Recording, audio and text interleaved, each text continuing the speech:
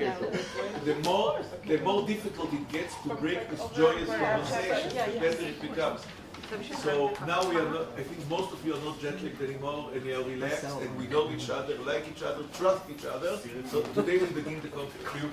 Until now it was preparatory things just to go through the few days. Now we really begin in earnest. And now we'll have three presentations that actually have one purpose, to talk about Andreas's idea, if you remember, what God did after the story of the tower, in the story of the tower, that he mixed everything up. So now we'll see how things mix up, different things mix up. Grant will be the first presenter, then Ryan, then myself, and you'll see the different mixtures, then we'll take all the mixtures, mix them together. So you'll have a real cement, at the end, or real something, or real mulch that something grows out of. So, please. Great. Shalom. It's been a great pleasure to get acquainted, and especially to be here at Bar-Ilan. I feel that for me personally, it's been illuminating. It's been a wonderful education. It's been a bridge-building occasion. I want to circulate to all of you my card so that we can have ongoing conversations, that you will feel that you're welcome at any time to visit Brigham Young University. Can we turn the light down there, please? Thank you. This is my yeshiva, my Institute for Advanced Studies. And if you've never seen it, that's what it looks like. I think that I'd like to kind of focus a little bit on some interesting similarities with Bar-Ilan University. Brigham Young University shares a lot with Bar-Ilan, and what we heard yesterday, I'd like to just kind of do that. My objective is to engage you in matters that are of interest to you, so I won't be taking a full half hour with my presentation. I'll show you a few images, and I'd like your reaction. When we spoke with Rav Shabtai and Raleigh on the Zoom originally, I said this is how I wanted to do it, and Raleigh said that's very Israeli. Don't just kind of throw it out there and let the people respond. So just a few images here, and then your thoughts and reactions, and we can, I'm happy to respond to any questions you might have, and I'm interested to hear your comments. So let's go forward. This is the university. There are 34,000 students, so it's a very large university. What city is this? This is about 45 minutes south of Salt Lake City in the state of Utah, which is in the mountains, as you can see, and a lovely setting. The university began, well, this is actually what you see as you come into the campus. I was thinking of Megan's, what greets you as you enter the campus? And here is this kind of all-embracing outreach to everyone. The world is our campus. Now the logo's interesting. Again, I was thinking here of Megan's thought or presentation. This is an idea that comes from a Mormon canonical text. So the glory of God is intelligence. And intelligence in the 19th century, when that text was generated, didn't mean just smartness. It meant understanding, being educated, being informed. And so this is kind of what BYU is all about. This is a distorted logo, but you can see that it says the glory of God is intelligence. The beehive was a symbol that Mormons adopted, as a symbol of industriousness. And here I think of the story of the state of Israel, the industriousness, the sense of labor and hard work that it has taken to build the state of Israel. That very much was part of the Mormon ethos as they came to a different desert and made it, as they say, blossom as the rose, just as so many Jews who've made Aliyah over the past century plus have built and made Israel blossom, literally blossom as a rose. And the same interest in agriculture that is here in Israel was there in Utah in the beginning. I put this up here because some of you may know Jacob Neusner, an American scholar who studied the Talmud and was very prolific in publishing. A bit controversial. I know every scholar of Judaism doesn't agree with Neusner, but he was invited, and this book was published, some 30 or 40 years ago at Brigham Young University, and it was a series of lectures on the role of the intellect in Judaism, because, of course, that's part of what the Mormon ethos aspires to, is the importance of education, learning, and that's a little link there in that particular instance. This goes way back to the founding of the Brigham Young University. Maybe take a moment and just read through that slide to yourselves. This is the fellow who was the first kind of founder, Karl Maser, from Meissen, which is not far, 60 or 70 kilometers from Leipzig, close to Dresden.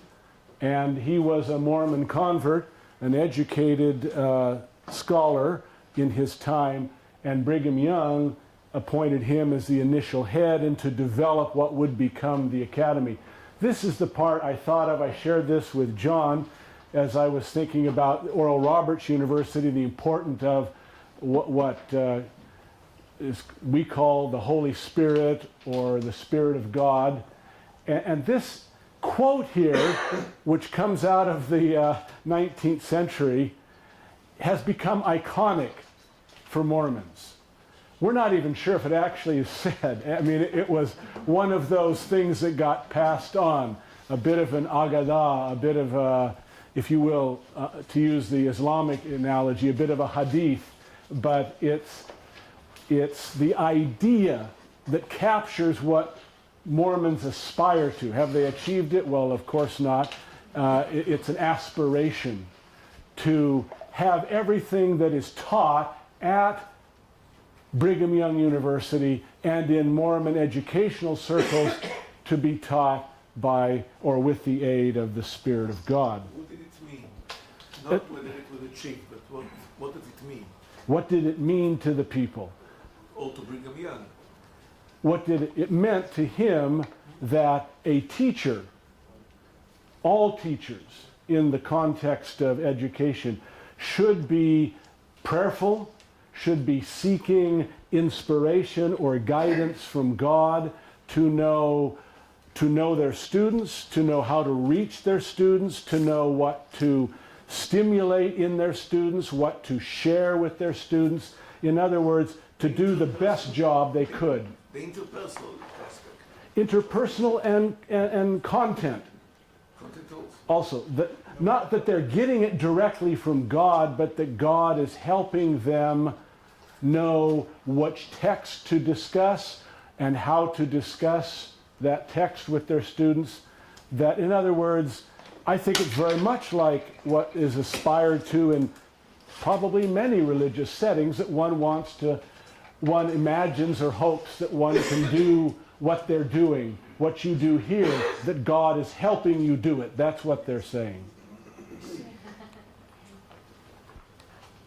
So this is just to show you how that 1870s expression is alive and well. I mean, we talked about this yesterday, how there's been this trend in American universities to move. John reviewed that literature with us.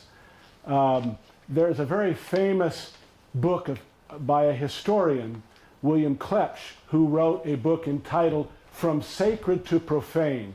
It's a study of the American higher educational system, how virtually all the universities and colleges began as kind of sacred entities, somewhat a bit like Bar Ilan or Brigham Young University, and how the various cultural forces and intellectual developments of the subsequent centuries move them from, well, like Northwestern, from sacred, semi-sacred maybe, to much more profane. Not in the negative sense of profane, but in a more secular, that's the term we use. But BYU has managed to hang on to this. You can see in that little picture there, notice this is a screenshot. So in other words, this is about self-presentation. This is how the folks who run the university want to be seen. So they put in the picture there, the statue, not surprisingly, there's a statue of Karl Maeser. That says something about how they want that ideal to be perpetuated.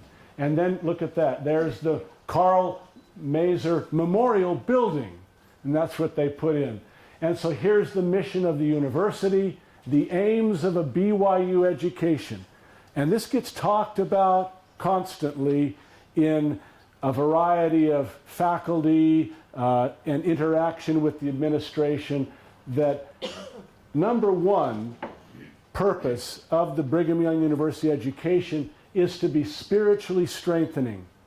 Along with that, intellectually enlarging, character building, and leading to a lifelong learning and service. And we cycle through those. Those again are ideals. Is it achieved? I don't achieve it all that well, but one certainly strives to do that. And that's the vision that animates. So if you're looking for what animates the university, that's the idea there. Just to show you that this is put into practice, here's the Faculty Center page, and look at this, the Faith and Learning Initiative. Faith and learning, this constant symbiosis between faith and intellectual pursuit.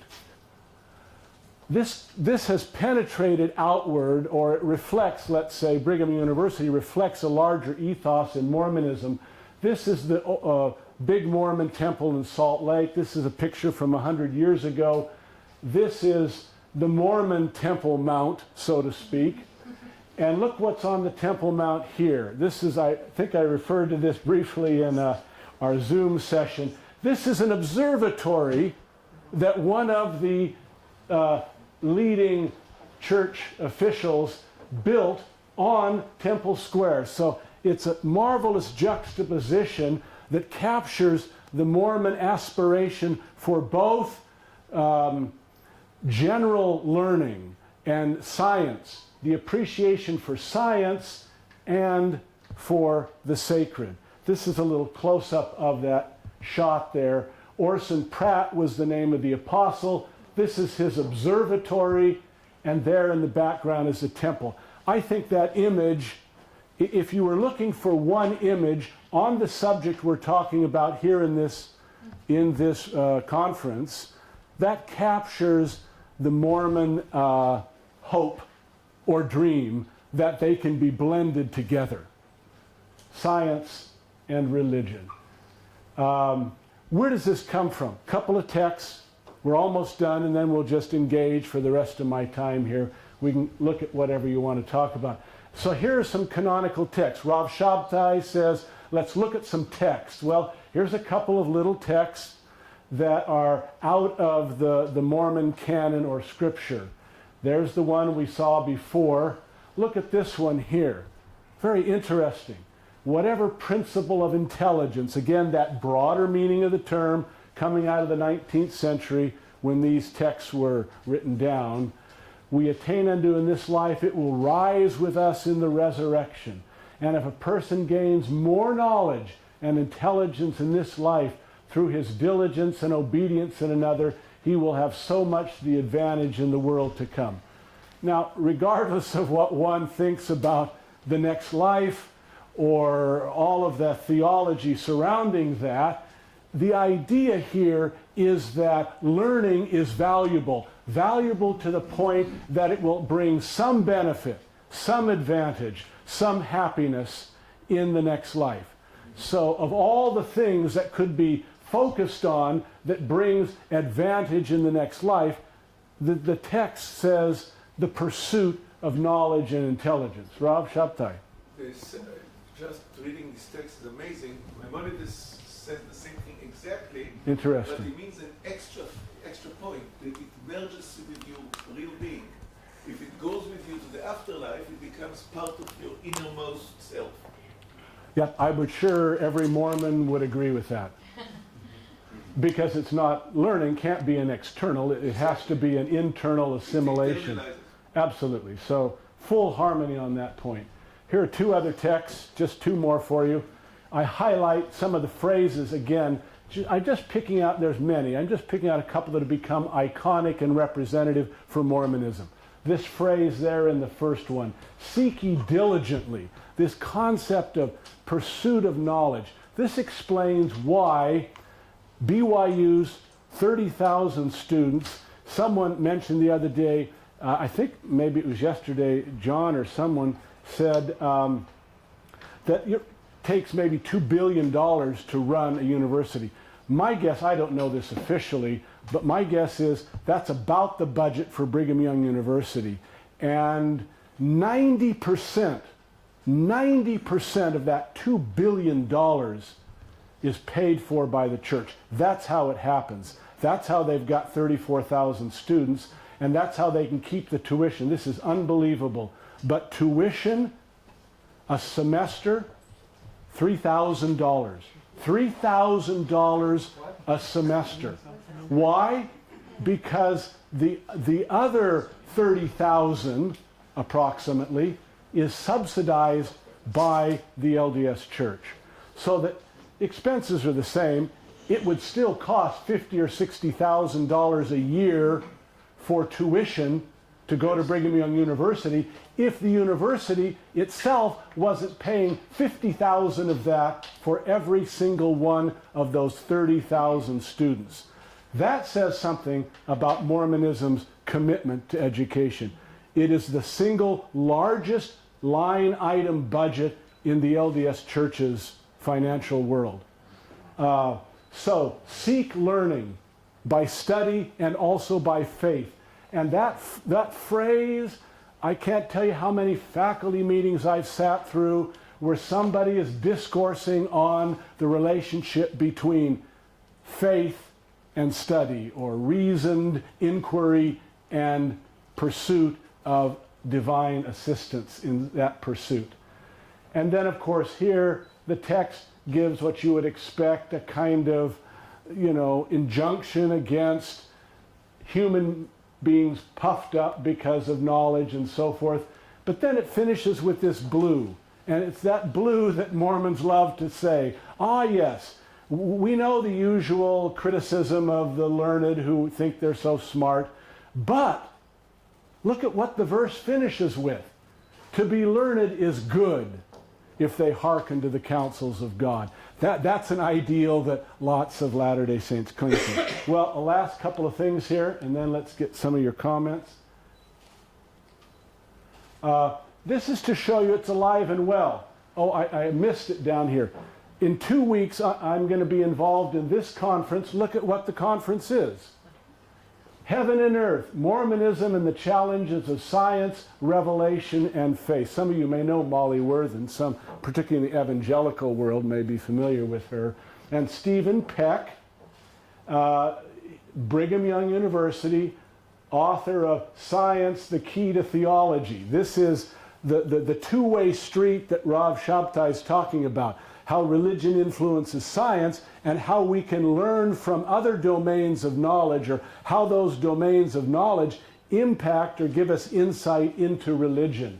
So Science, the Key to Theology. And anyway, there you have it. So this is just to show you that this is not a kind of ancient quest. It's at the front burner of what's in the Mormon intellectual world.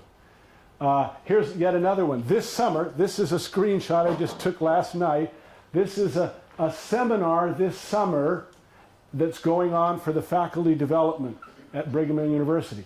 What's right up here? BYU as a religious university, teaching with the Spirit, the importance of personal example, combining religious faith with academic excellence. And that is where BYU loves to brag about the impact they've had nationally. This quest for Nobel laureates here at Bar Ilan, and everybody aspires to have that. Brigham Young University has a huge faculty, 1,000 faculty members, and some of the most distinct. They're constantly putting up on our website, this person is president of the Math Association of America. This person is published in Science Journal. This person has just won a $500 million grant to pursue this. These people, my colleagues there, not me, my colleagues are really in playing at the highest levels. So this aspiration to blend science and religion in some cases has succeeded. It's not been without its trauma, and they're not been without internal debates and discussions, but the desire to be a top-flight research university has largely been achieved. It's not yet Harvard or Yale, but it's very often ranked in the top 20 universities in the United States. And it's the largest religious university in the United States. And finally, I just gave you a couple of these texts. I don't know if you read them. If you're like me, maybe you just had a little time to skim what was shared by Raleigh, but I tried not to overdose you, so if you haven't read them, they're only 2 pages each, but they give you a sense of how Mormons try to piece together and wrestle with the relationship between faith and learning. Well, that concludes my formal little introduction. Now, the rest of my time, I'm interested to hear your comments. Do you want to go back to any slide? Do you want to comment on anything or ask questions? Please. I'd two things. I'd like to know what your what percentage of your student body is Mormon, and I'd like to know in your core curriculum to what degree there are religious requirements that Great question. How does the Mormon faith fit into the curriculum? Yeah. First question, about 95%. Second question, it's central. Just like in some of the other religious universities in the United States, like in Bar Ilan, you're required, we were told yesterday, that every Bar Ilan student has to take a couple of courses, we're told, in Jewish studies. At Brigham Young University, you have to take essentially one course in Mormonism each semester that you're there. Well, not Mormonism necessarily. One course in the Bible, but it's going to be taught from a Mormon perspective, insight. So it amounts to Mormonism for a semester. Jaku? We were hearing yesterday about how student life is supported here. Yes, and yes. I'm wondering what you do at BYU. Oh, that's great. I love that because I was so impressed, I think we all were, with the way Rav Shlomo last night, what's his name? How do you say his name? Shlomo, Rav Shlomo. Very impassioned, wonderful. And I think, here's a contrast to what we heard yesterday, where here, and I asked him afterward if he had a whole army of rabbis to serve the 16,000 students here. It's pretty much himself, his little staff of 2, if he can get some help from Rav Shabtai. But in terms of the evening courses they're talking about and the Sabbath, Shabbat activities here, that's his job. and he kind of does that alone with help from you and maybe one or two others. At Brigham University, there's an army of people that do that. Remember, Brigham University and Mormonism is all a volunteer organization. There's no professional ministry. So they just pluck all kinds of seasoned, experienced adult Mormons from the local community. They create little congregations of the students where they can, every one of those 30,000 students has a small 200-ish member congregation that they are part of, that meets every Sunday, and so they become the pastors or the rabbis. So picture 250 rabbis servicing Brigham Young University and reinforcing the social life in the same way. Shabbat activities, evening events, social activities, trying to relate to the students, just like Rav Shlomo was doing. That's what all of these folks do. Nobody's paid, it's all volunteer.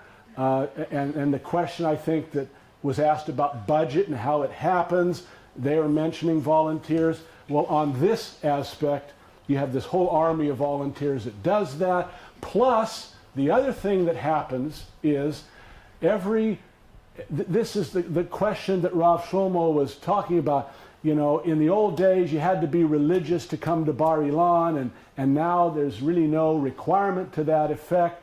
Well, you have to come to BYU, you have to, and remember he said you had an interview in the old days, they interviewed those that were coming to Bar Ilan.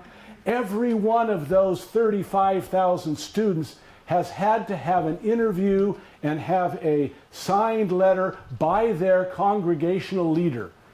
Even the 5% that are not LDS, they'd have to have a signed letter from their rabbi saying that we certify that this is a person of integrity, not that they believe a certain set of things, but this is a person of integrity who will abide by, and this is the part I was going to mention, what they call the honor code. And the honor code is you're not going to be drinking, you're not going to be sleeping promiscuously with people of whatever sex. There are certain kind of moral standards. There's a certain dress standard even at BYU, if you can believe it. Who does a dress standard anymore? Those crazy Mormons have a dress standard. So, you know, you say, well, why would anybody want to go there? Princeton University, every year for the last 15 years, has rated BYU as the #1 stone cold sober university in America. You cannot get liquor. Why would you come there? Well, again, maybe like our student said, why do you get involved? Well, I have to be honest, because I got the scholarship, the young man, and frankly, that's what every BYU student gets, a $50,000 scholarship. Okay, I'll lay off the liquor for $50,000 a year and getting an education at a top university in the United States. And I can snooze through those Mormon classes that I have to take once a semester. It's okay. Even though I get a grade in there, nobody's going to care once I leave Brigham Young University. I'm being silly here. Anyway, so there's a lot of reinforcement there. Wayne? We have Wayne and then... Oh, I'm sorry. I'm taking over your role. No. Please. No, okay, go ahead. Graduate school versus undergraduate school. Yeah. What is and not only the ratio, but what are your strongest graduate programs? Impressive across the board. I just saw one of the little brag moments on the BYU website was some national study. I saw it just this last week. BYU is #5 in the United States in producing students that go on to earn PhDs. Wow. So, I mean, we're ahead of Northwestern, which is a top school. We're ahead of, we're right up there with Harvard, Yale, Stanford, places like that. #5 in generating students that go on to PhDs. Now, I said it that way because BYU has defined itself as primarily an undergraduate institution, top flight, preparing for graduate school.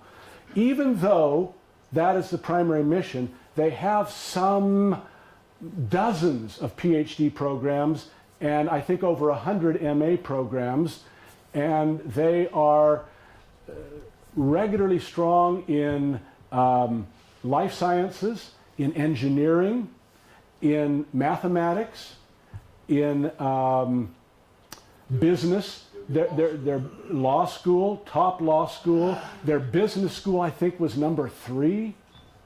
So, I mean, across the board, they've got people who are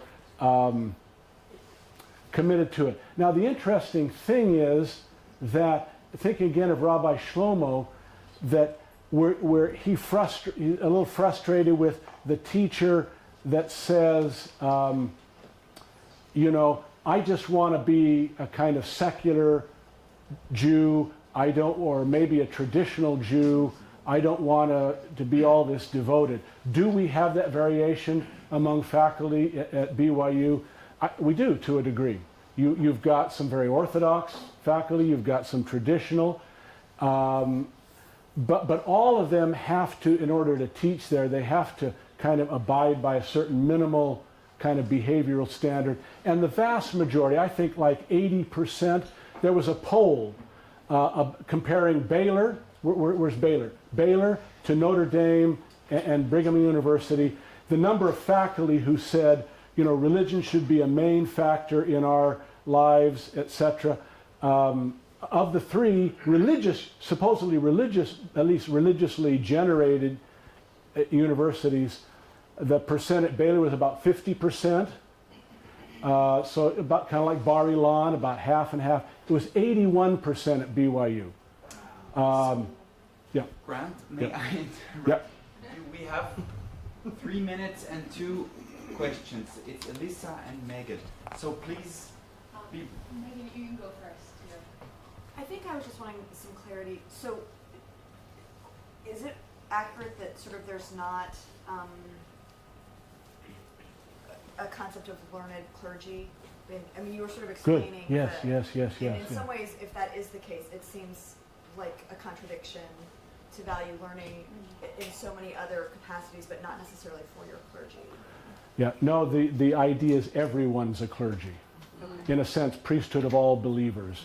But Or, there's no specialized training. right, exactly. Learnedness of all believers. That everybody, in fact, the same Brigham Young that said what he said there about mathematics taught by the Spirit, said that the queen of all sciences is theology. And every Latter-day Saint should be, above all, a specialist in theology. That's my word, specialist. I forget what he said.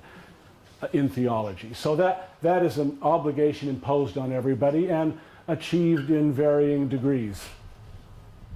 Okay, thank you. Yeah. Alyssa? So 2 questions. You can just answer whichever one. Brief Well, questions, very if I briefly, may. very briefly. One is one I asked to Dr. Thompson yesterday is, how do you feel other universities or kind of academia responds to you as a religious university? Do you feel like you have to be really the best in certain areas to get the type of credibility that you would like in that world? Like, what is that interaction? And 2, what is it that you feel has made BYU successful as a place that has a strong religious character? Because I'm just joking here that if we had like an army of 250 rabbis here, I think there'd be a campus-wide, if not nationwide, protest.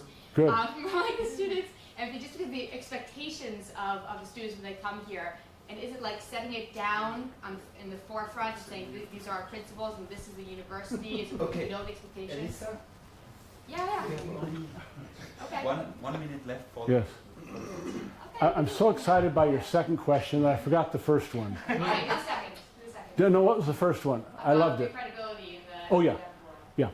That's why they're always posting on the website, hey, we're number 5 here, we're number 3 here. I mean, they're wanting to say that we're playing with the big boys. Okay. And they've achieved that to, I think, a significant degree. I think anybody knows that Brigham University is not a slouchy university on any front. Right. The accomplishment of the faculty is very significant. Still a long way to go, but significant. Second point, that's the exciting part. And I want to say, and link it back with Megan's question here, and that is, The way it's happened is this. The board of trustees are all rabbis. That's how it happens. They are the governing body of the church. They are the church's highest leaders, and that's what they are. They're rabbis, and they say, that's what we care about. That's why, number one, it's going to be spiritually strengthening. I don't care how Harvard-like BYU becomes, it must not lose its religious vision. And they control it. We're not going to be dumping the Board of Trustees. It's a church-owned school. They call the shots. They can dump me. I can't dump them. And so they're saying, this is how we're going to stay the course. This is what we care most about. And that relates back. Now, that doesn't mean they're anti-intellectual, because I want to come back to Megan's comment. So who are the top governing leaders, the 15? They are, who's the new president who was just installed? Russell Nelson, a world-class heart surgeon. His second in command, former Utah State Supreme Court. Number 3, prominent Stanford business school professor.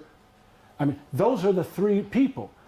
All, even the top Mormon leaders, they go up having this priesthood of all learners, and they've risen and they're considered spiritual and savvy. But that blend, so here's the prophet president of the church whose whole career was as a renowned heart surgeon in the United States.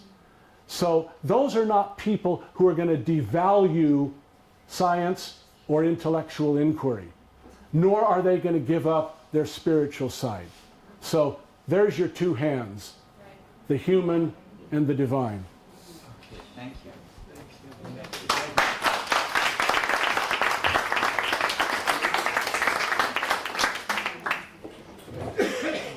Thank you.